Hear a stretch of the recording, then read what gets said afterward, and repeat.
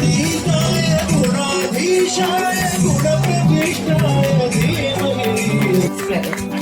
the founder of Noida Film City and Marva Studios, an Asian Academy of Film and Television, now one of the 10 best film schools of the world.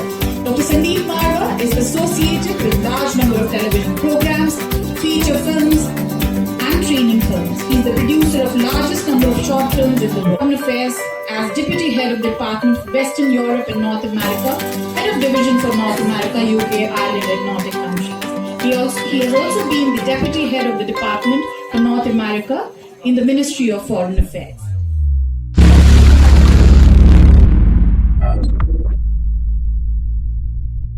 We welcome this side.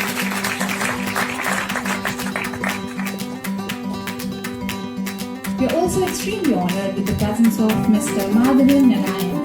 He is the editor, writer and columnist with more than 30 years of experience in both Indian and international environments, having worked for respected media entities including Reuters, The Economic Times, Business Standard and Hindustan Times after starting out in the Times of India group.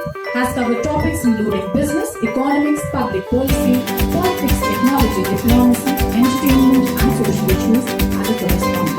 Well versed in the information technology industry, media, internet, Indian policies, macroeconomic and social policy. And we are extremely delighted and honored with the presence of Mr. Furman, who is a politician. We welcome this sir.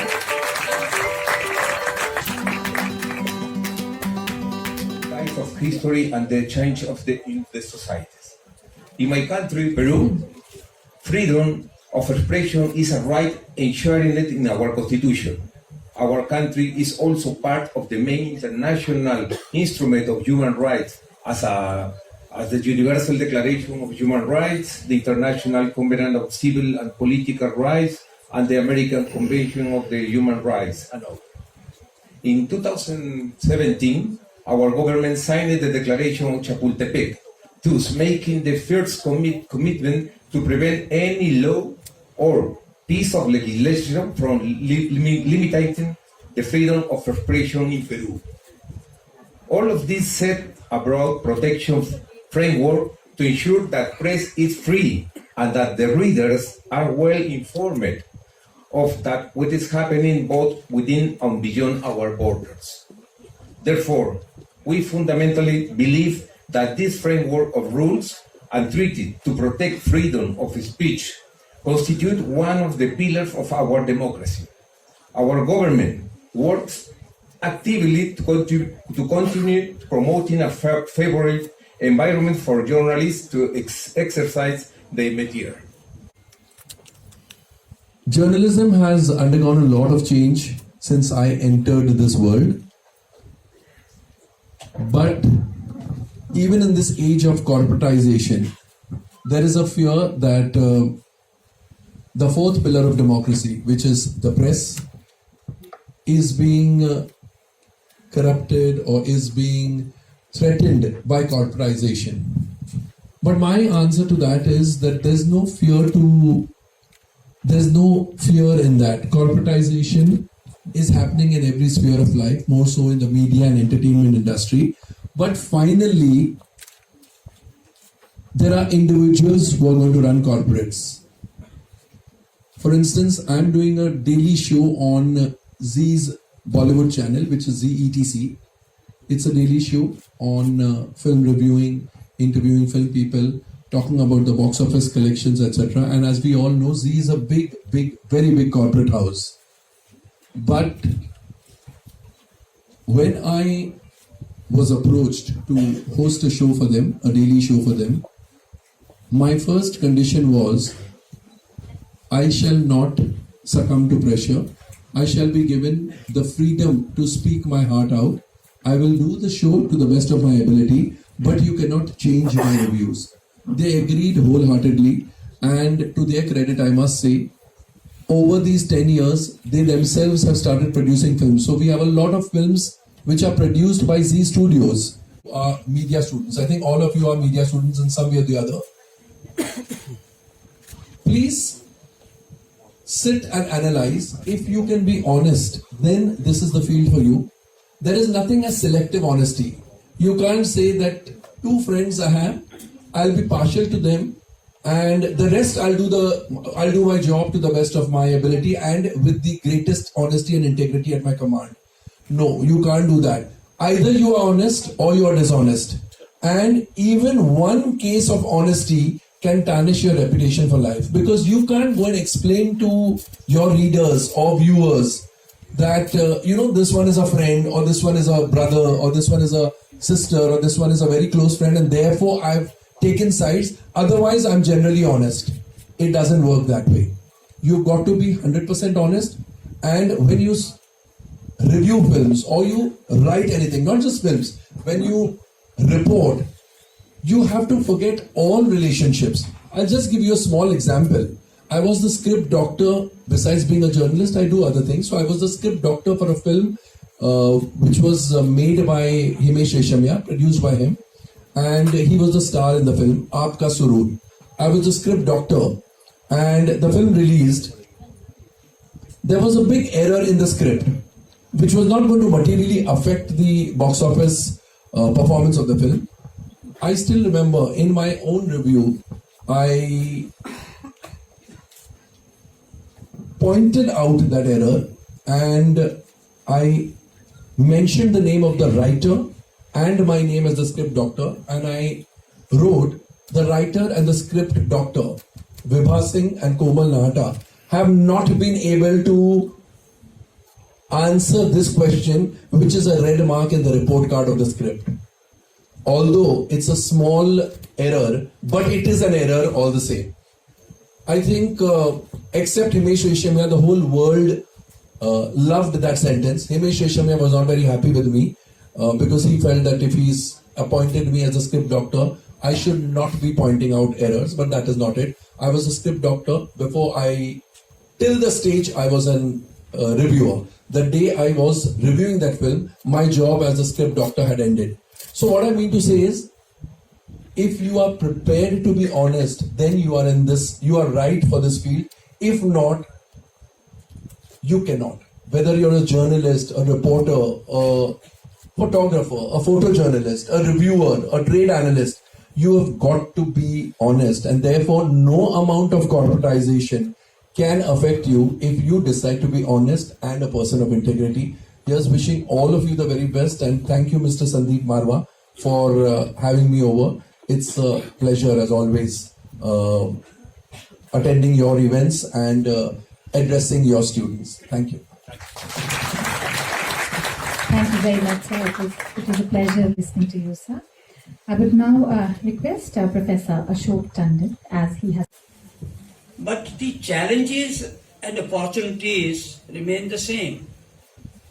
The challenges which we faced are perhaps more, in fact, if I may say, not I'm trying to frighten you, but the challenges have increased manifold. And therefore, I would only confine myself to talking about the challenges and opportunities for you people who will be very soon joining our profession.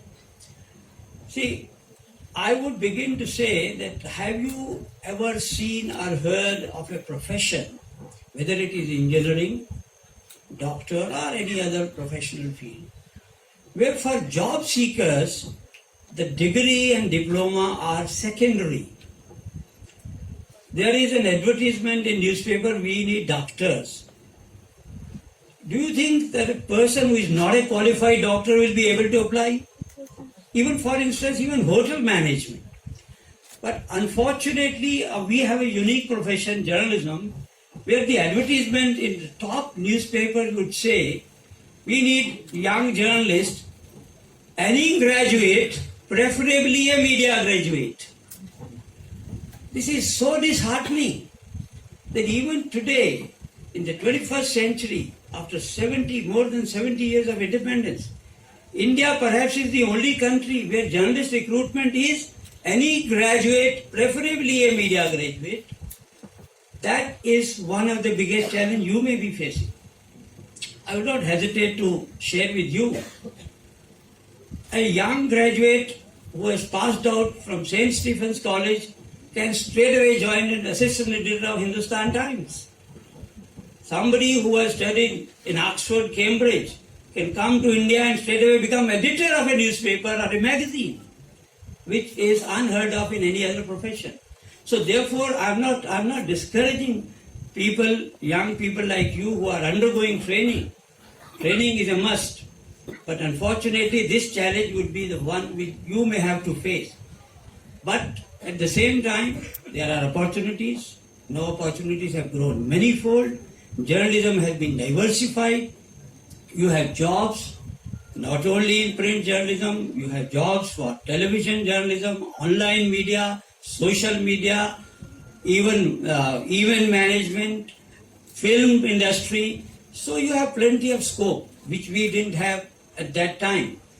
But one thing which has been emphasized again and again is that you have to be committed to this profession. I know I have interviewed many journalism students, postgraduate journalism students. When we used to ask them, why have you chosen this field? You course, they said, because my mom and dad wanted me to be a journalist. This used to be the stock reply of at least 50% of the students, which should not be the case. Nowadays, young boys and girls, they pick up their own profession. But sometimes we feel, because I could not get admission in such and such course or such and such profession, so I am now trying to become a journalist. That should not be the case. The other problem which we face, 9 out of 10 youngsters want to be an anchor in a television channel. Well, to become an anchor is good because you get exposure. But that's not only journalism. There are hundreds and hundreds of youngsters who are working behind the scene in a television channel. If you had chance to visit a television channel studio, you would see host of youngsters, boys and girls working on computer. So not everybody will become an anchor, not everybody will go to the film industry, but there are avenues for you. So one must decide by the time you end your course, you must be clear in your mind whether you want to become a photographer or you become a producer, a director, editor, print journalism, television journalism, or even event management. All these fields are quite open. But somebody will, when you enter the profession, before that you must have decided what I want to be. This profession has come a long way. If you recall old films, Indian feature film, the depiction of a journalist used to be a boy, mostly boys were there in this field, wearing a kurta pajama and a chappal and also a cotton jhola hanging on his shoulder. This is how Indian film used to depict an Indian journalist. And that's not wrong. That was the plight of Indian journalists at that time. There were hardly any salaries. If you entered journalism, there was no set rules for salary or other perks, etc. So, but people who are committed to journalism, even in those days, during freedom struggle, they never bothered about the pay packet. But now, there are very good openings. Even the beginning salaries are good. Unfortunately, right now, the profession is facing some kind of a slowdown. So there are not very good jobs in the sense the pay package has also come down. Again, I'm not trying to scare you, but the fact is that when you enter journalism, you will have to forget about the pay package. If you talk of the package, this is not your profession. You may have to start even 10,000 rupees to start with, which a PM may be getting outside. But since you have decided to enter journalism, you remain committed. Within few years, once you are recognized as a journalist, whether in print or anywhere, byline is the most important thing. If those who are going to print journalism, once your byline is recognized, you may be getting offers from various organizations. So struggle, hard work, dedication, commitment, and honesty to the profession.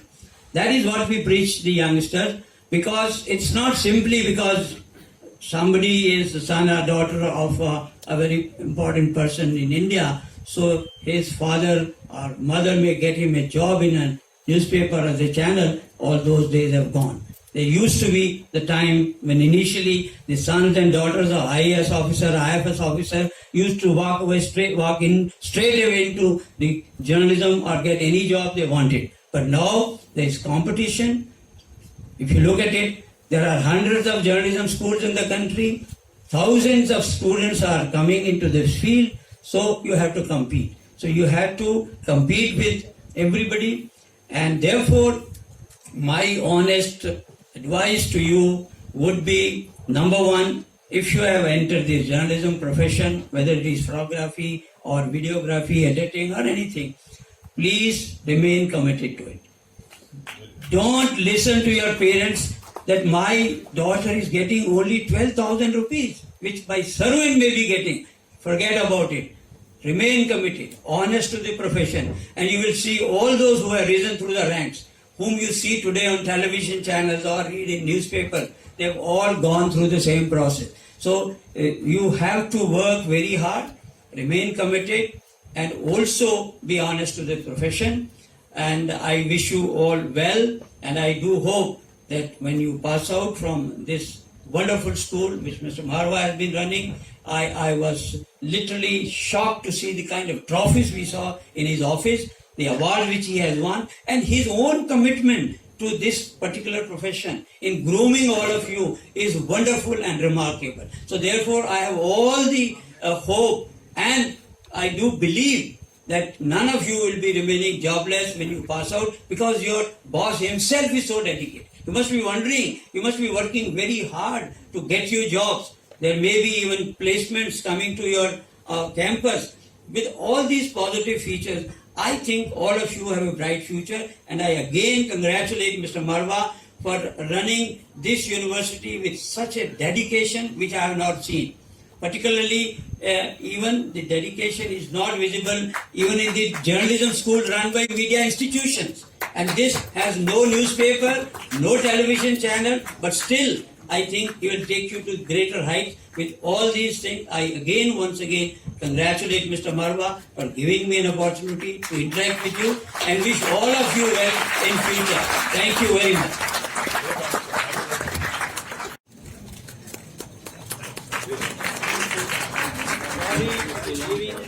Sorry to be late because I have a commitment with some channels to be independent discussion.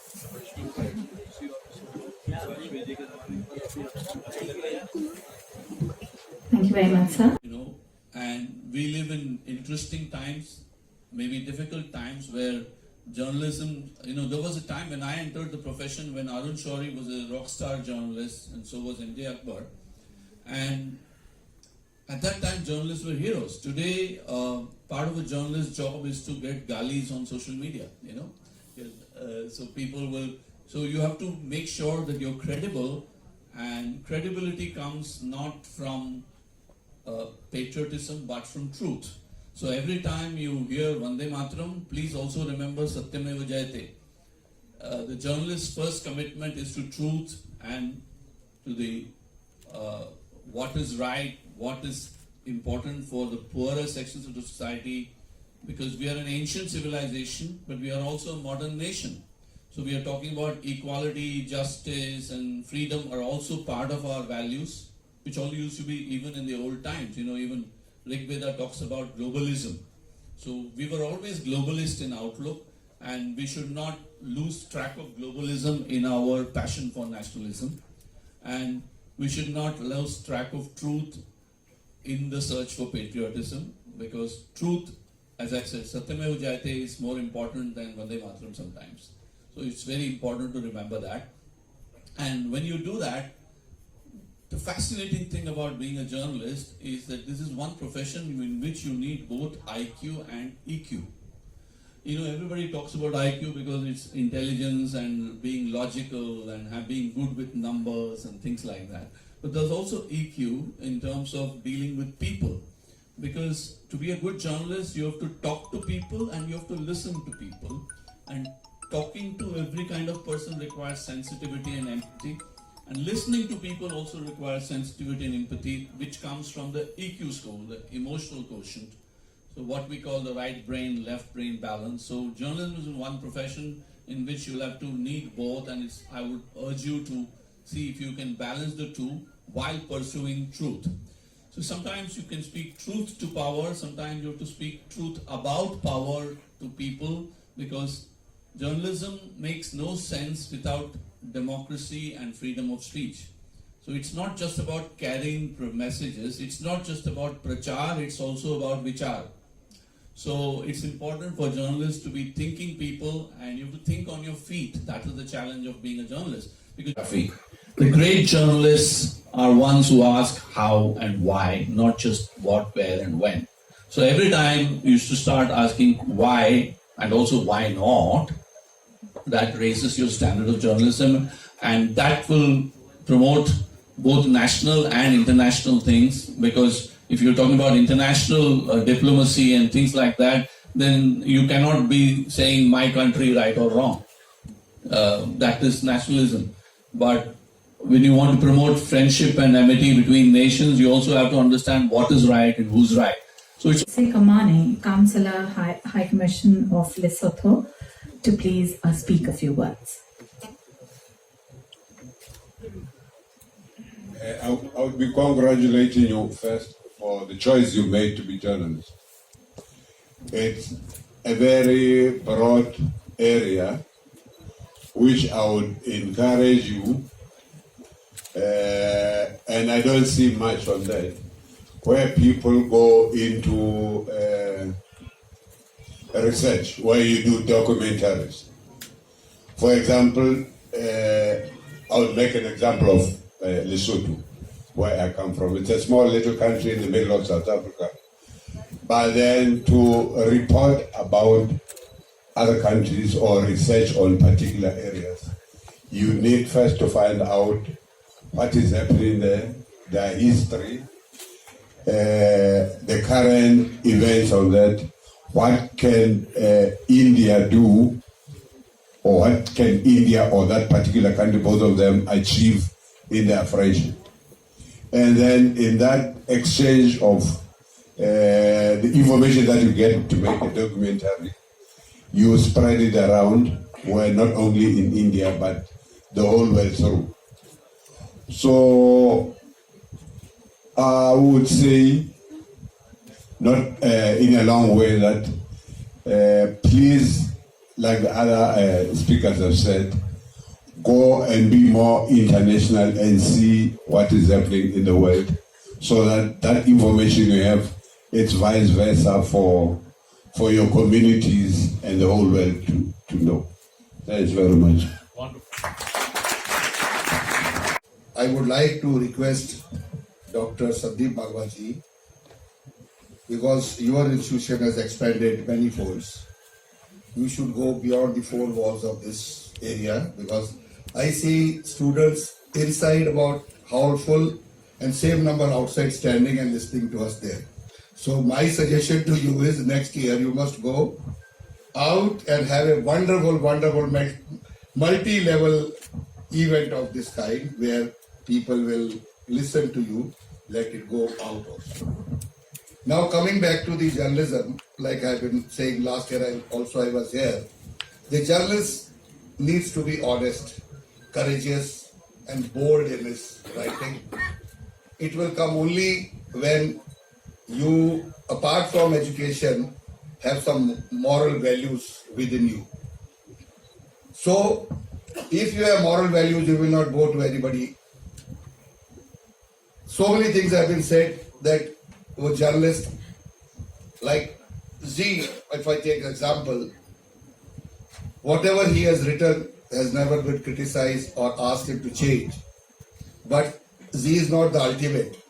If the journalists are writing something against somebody and who is a powerful person, then he may face a problem, which has been evident in the recent history, or it was earlier also. It is not that it was not earlier. Why should we blame the recent history only for this? So, keeping in mind that you have to be honest, dedicated. A good journalist is, he reports what he sees. And what he doesn't see and he reports the other things, then he is not an honest journalist at all. So my advice to you is, India is a very large country, hundreds of channels, hundreds of newspapers, hundreds of magazines and whatnot. so there is no dearth of job.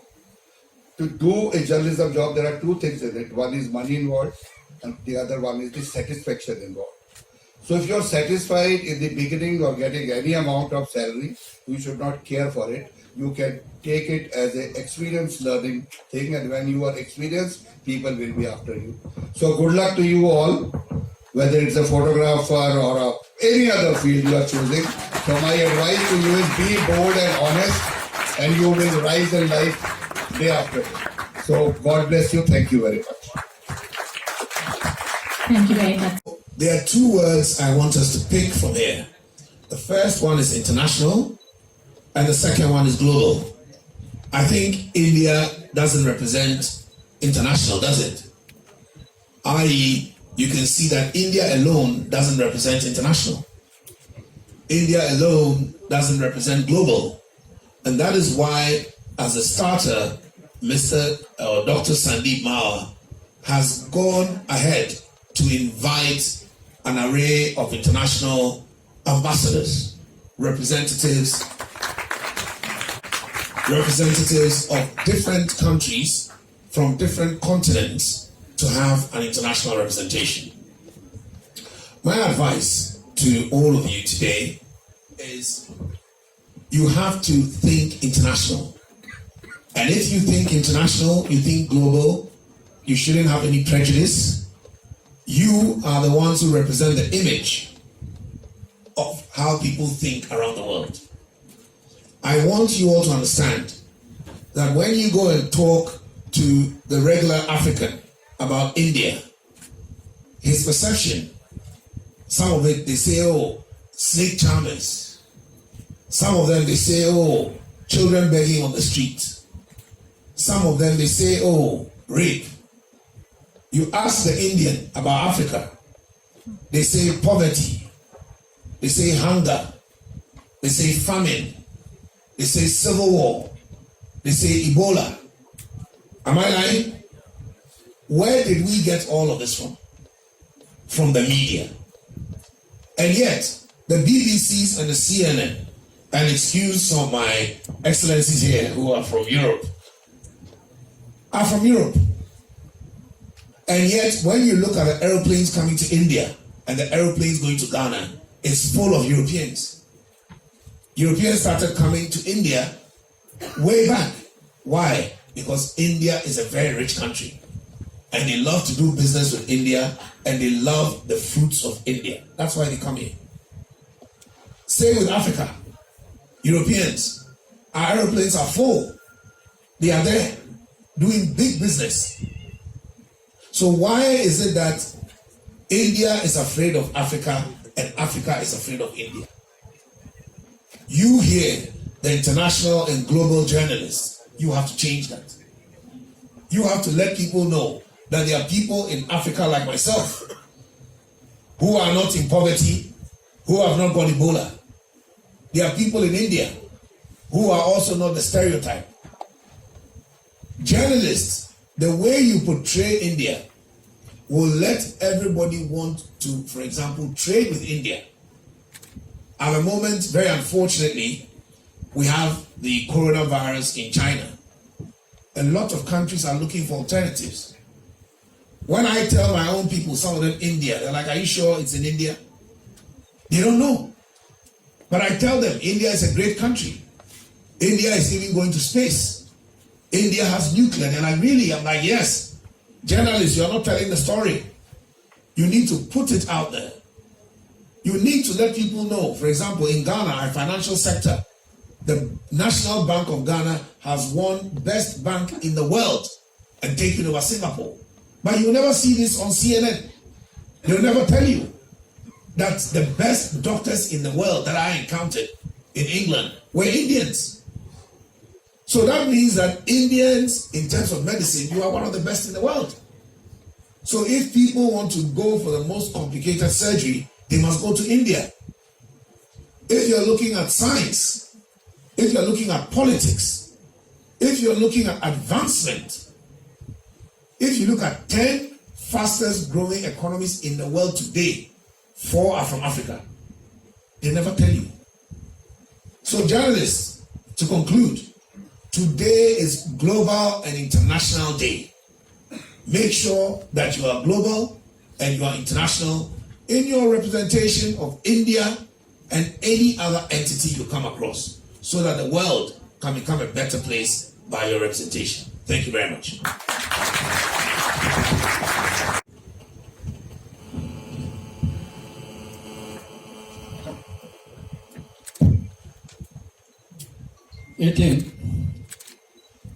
Global Festival